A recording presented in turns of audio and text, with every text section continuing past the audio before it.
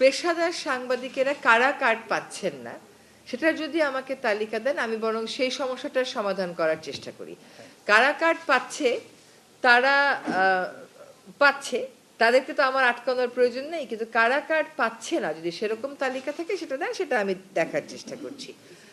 আর ঘরের কথা বলছেন, এটাও গণপূর্ত থেকে বলবো, এটা একটা আসলে আমার করার বিষয় না, বাট আমার পারসুয়েশনের হয়তো একটা জায়গা আছে, সেটা আমরা ফুলফিল করার চেষ্টা করব।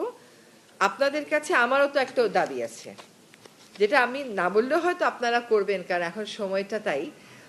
সেটা হচ্ছে যে গণভোটের বিষয়টা একটু প্রচার করতে হবে। তো গণভোটে আসলে কি কি প্রস্তাবনা আছে, কেন মানুষকে এটাতে অংশগ্রহণ করতে হবে, গণভোটের ইমপ্লিকেশন কি, এটা নিয়ে একটু ইতিবাচকভাবে যদি আপনারা প্রচারণা করেন, মানুষ কিন্তু এটা দেখে, আপনাদের টকশোগুলো দেখে শোনে, সরকারের কাছে কিছু বার্তা রেডি আছে, সরকারের একটা ন্যারেটিভ আছে, আপনারা সেটা আমাদের কাছ থেকে একটু নিয়ে নেবেন এবং মানুষকে আসলে উদ্বুদ্ধ করতে হবে। মানে মানুষ খুবই চায় ভোট দিতে, কিন্তু তারপরে ভোট যাতে দিতে না পারে একটা ভয়ভীতি দেখানোর টেন্ডেন্সি আছে, এটাকে আমাদেরকে ওভারকাম করতে হবে। তো একসাথে as a nation will have to overcome ইট। হ্যাঁ, তো এটা আমার একমাত্র অনুরোধ থাকলো আপনাদের কাছে। আর হচ্ছে যে আইন দুটো আমি চেষ্টা করব আমার টিমকে নিয়ে যতটা সম্ভব ততটা এগিয়ে যাওয়া।